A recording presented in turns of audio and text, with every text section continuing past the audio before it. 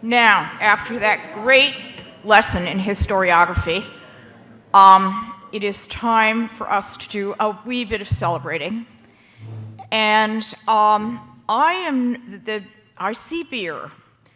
I promise you there are other things. It includes drink, it includes food. But I have not been back there myself. So anyway, the two prime features of this interlude are, one, to present the Award for Leadership in Responsible Practice, which it will be my utter delight to do. And the other one is to celebrate CIBJO and President Gaetano Cavaliere, who is with us. And I think, although I have not checked with Gaetano about the protocol, that perhaps we present the award first, and then we turn to celebrating CIBJO. If that is acceptable, that is what I propose. Va bene? Okay. So, now I have to disappear again. Or, Violet, can you ask Erin where it is? Yes. Thank you.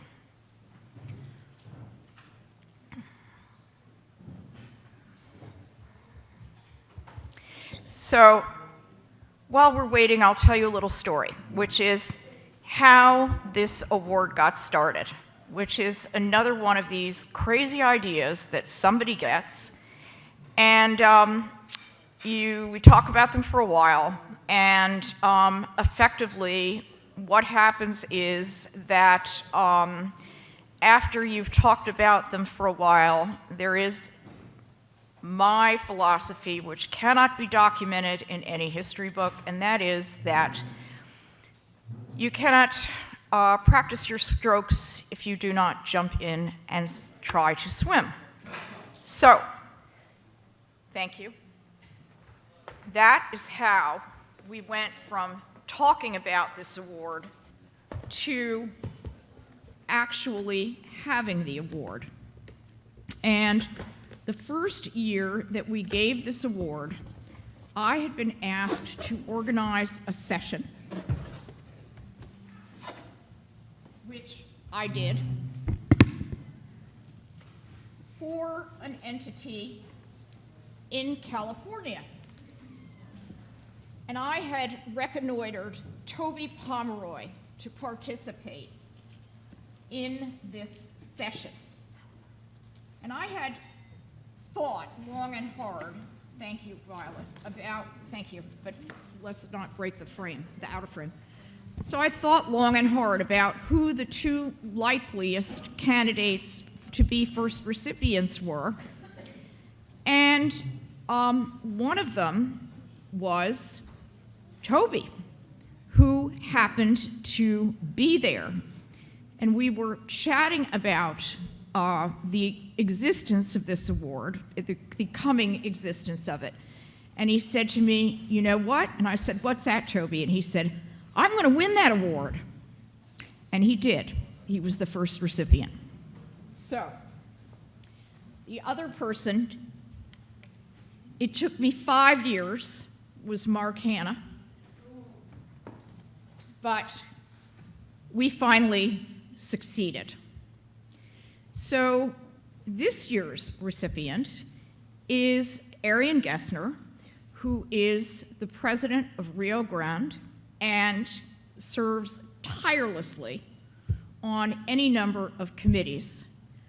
But I want to tell you, the first time I met him, he was not president at all, and we were in this enormous, well, felt enormous, it probably was not, but educational session about something. I mean, jewelry, of course. And that is when I met Arian, and the relationship has continued through time. And one of the things that has always characterized him is constancy of demeanor, kindness, and affect. Never has it changed based on who I was or who it has been before him. That is not why it is such a great pleasure to present this award this year, but it is something that really characterizes a sterling person, even if this is the Gold Conference. So it is a great pleasure to present this, and most regrettably, Arian is not here, but much to our delight, Becky Scheffler is, and she has a communication from Arian. So Becky, please take this jewel from my hands.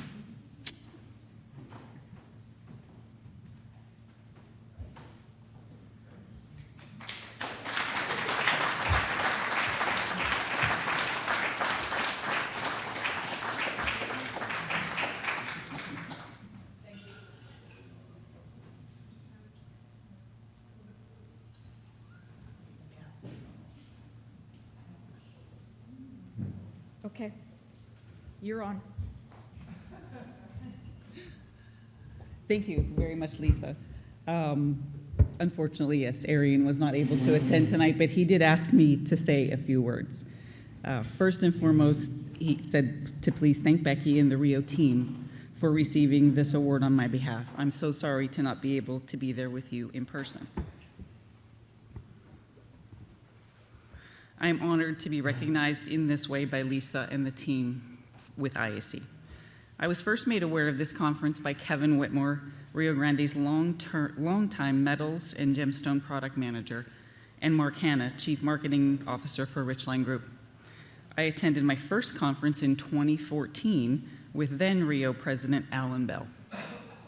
I came to jewelry later in my career, and these three individuals, all now happily retired, each had a profound impact on how I understand what responsible practice means for this industry that I quickly came to love. We work with some of the most precious materials extracted from this earth, a planet that feels smaller and more constrained every year. Communities around the world rely on the complex supply chains that transform these rare elements and minerals into the jewelry we all celebrate. Because of the inherent value of some of these materials, bad actors have always been drawn to our industry, seeking profit at the expense of communities and the environment. It falls to the rest of us to define what it means to be a responsible member of this industry. Over the last 4 years, I've had the honor of serving on the board of the RJC and witnessing the hard and often thankless work that goes into developing real standards for responsible practice. More recently, I've had the privilege of joining the board of the JVC to support the great work of Sarah Yud and her team. Communities like the one IAC brings together play an essential role in gathering input and feedback from the ground up. Organizations like the RJC, JVC, and IAC are critical to our industry's future. They provide a framework for agreeing on common best practices, and then they hold us to account for actually doing what we agreed to do. Thank you again, Lisa, for the incredible honor that this award represents. Arian.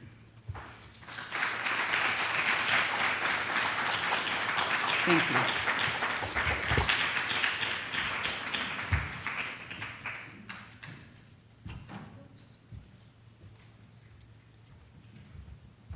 Okay, so, moi encore une fois.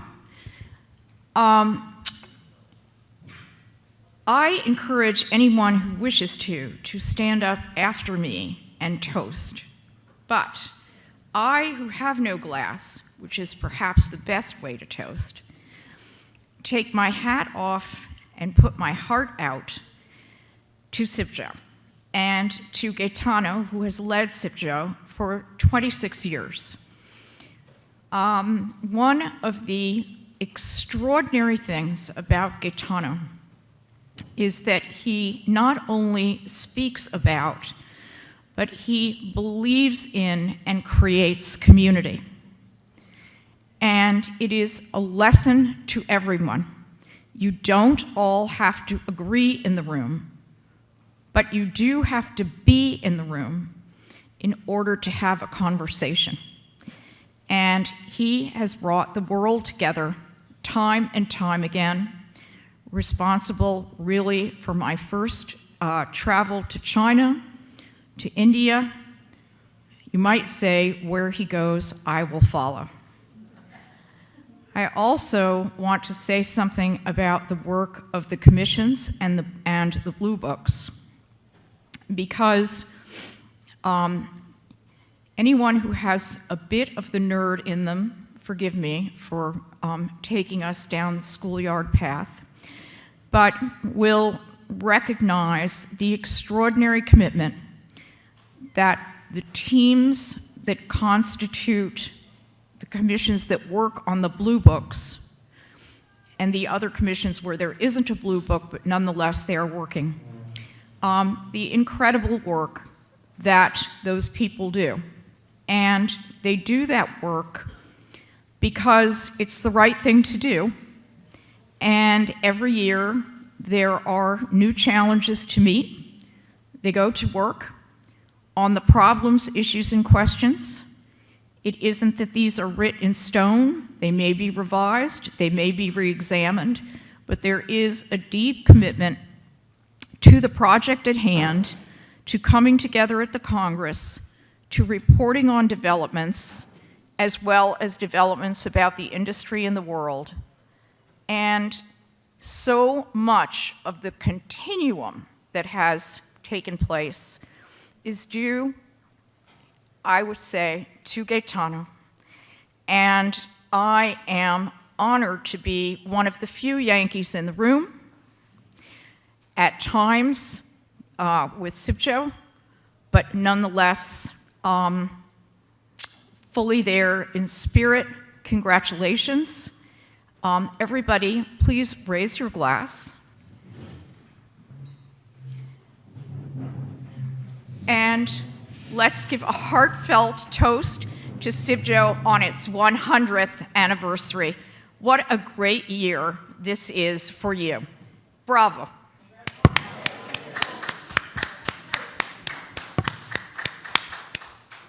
Anyone else? The floor is yours.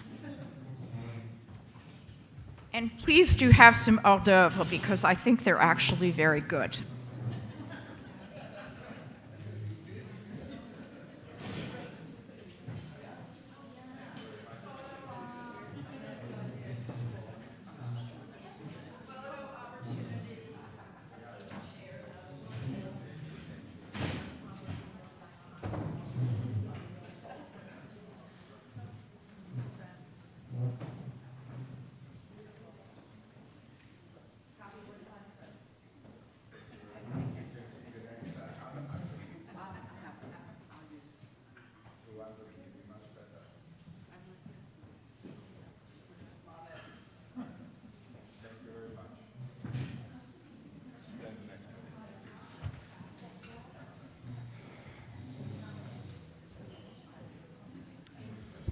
Okay, thank you, Lisa, for these nice words, and thank you for having this fantastic toast. But let me say just few things. 100 years and being in the 100-year celebration, President, is not so easy, because bringing this organization where it is today has been a great journey, very exciting. A number of you here knows. But on top of what I have said this morning during the opening speech, apart the standards and the rules very well known worldwide, including the United States, where the Federal Trade Commission obviously is on top of it. But still, we have had a couple of cases where we were requested to send all the details about the issue that in this litigation they were talking about. But on top of it, I would like to mention a couple of things of the social effect of what CIBJO is doing, has done, and will continue doing. I start from the last one. We have celebrated the CIBJO Lake in the state of Gujarat, India, which is south of Pakistan, where a river was diverted for 61 or 63 kilometers.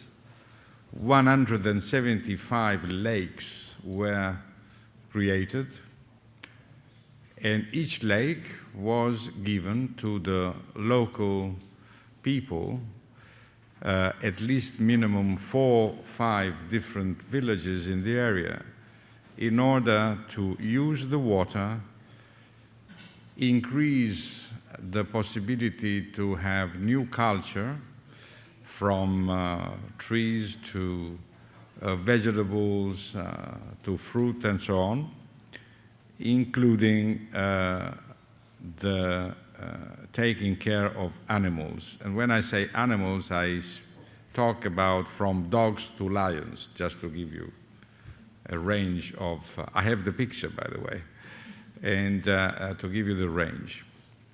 Just to cut the long story short, we have changed the life only in that area of 550,000 people that instead maybe they were able to survive, and now they are living with drinking water, with fruit, with vegetables, with meat, with sheep, and so and so and so.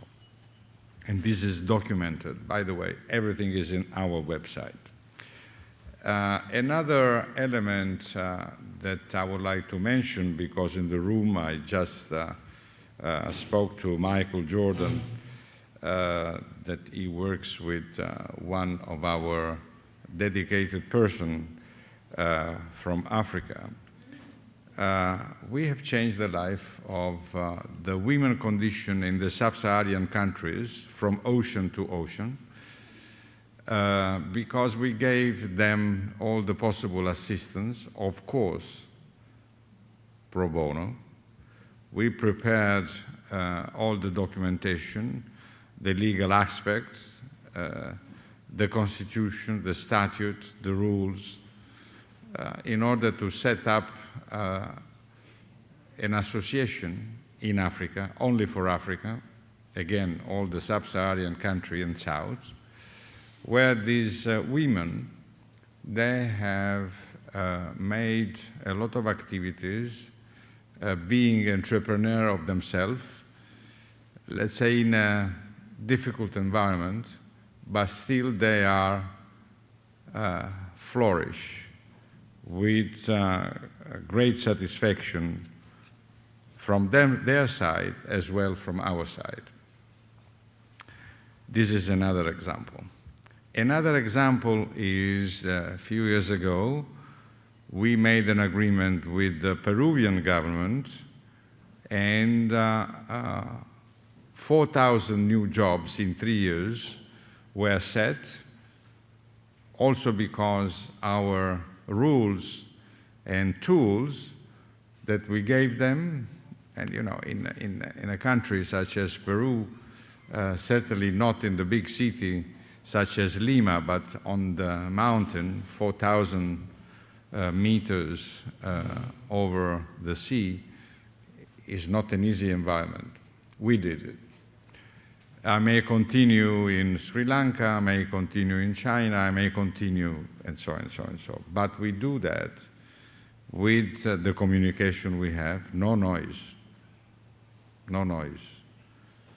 We are committed to the UN principles because we were admitted at the time, and we took the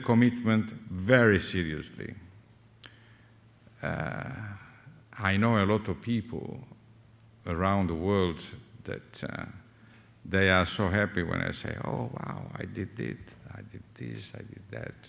I was up, I was down. We don't do that.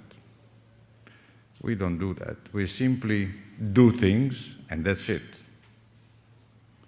Because again, in this industry, self-satisfaction in marketing and sales, and I'm referring again to the consumer, is the most important thing. If the people is satisfied, then he's happy. If the people is not, complain, which is correct. But on the other hand, as I said, and I quote myself, we do things having social effect. For one reason or another, in America, we are partially known because still the people think that we are a European organization. In reality, we were a European organization, but we stopped to be a European organization in 1961.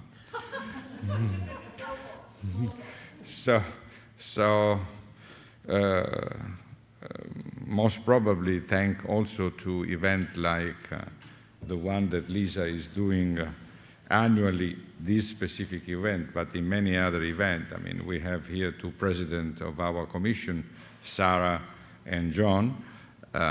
We have here people such as Jeremy that has been with us, Everett has been with us several times. And I invite the rest of you, as I said this morning, if you wish to join, please register. It will cost you something, but believe me, is a great performance, also because there is fantastic food and wine, which helps, by the way, which helps. But on top of it, there is the network. And again, we are talking about tangible and intangible elements.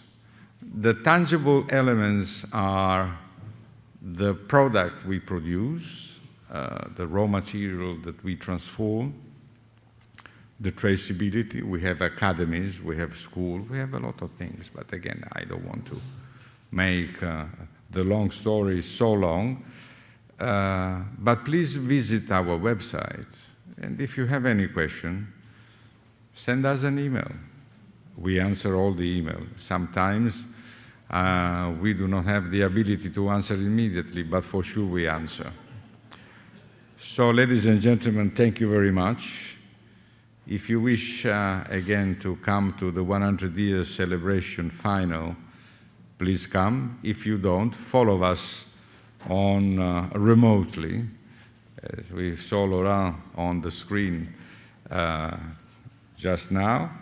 But again, I am really delighted to be here with you today. And please forgive me, but tomorrow I have another commitment where the assembly is a little bit bigger and the building is a little bit bigger. It's just down here at the First Avenue. In case you need me, you will find me there. Thank you very much.